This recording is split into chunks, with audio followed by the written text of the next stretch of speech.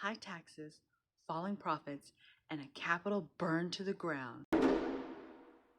Imagine it. The year is 1676, and Virginia is at a breaking point. Small farmers, many of whom were former indentured servants, were drowning under these heavy taxes while the tobacco prices pretty much collapsed.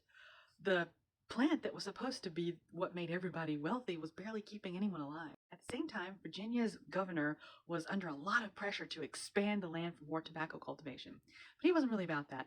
He wanted peaceful ties with the natives and controlled growth. To the struggling colonists, the so-called getting multitude, which was anyone who didn't have wealth or power, this felt like favoritism. It felt like Berkeley was protecting the wealthy elite and leaving everyone else exposed to the frontier. As the colonists continued to push west anyway, the issues they were having with the natives just increased. Enter Nathaniel Bacon. Bacon was a wealthy merchant and a relative of the governor. So when he newly arrived in Virginia, he was eager for influence and land.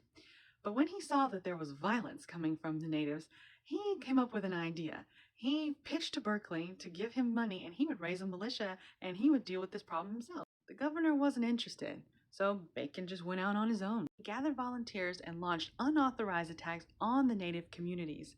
And of course, he gained quite a large following from the settlers who were already pretty angry about the situation. By September, that support turned into full-on rebellion. Bacon and his followers marched to Jamestown, and even though Berkeley conceded to his demands, Bacon still ordered that Jamestown be burnt to the ground. A month later, Nathaniel Bacon died from dysentery, but the rebellion didn't die with him. The rest continued until royal troops arrived from England, where they squashed the resistance and removed Berkeley back to England. When the dust settled, Jamestown was worse off than it was before, and England was forced to face the reality of how fragile their power actually was.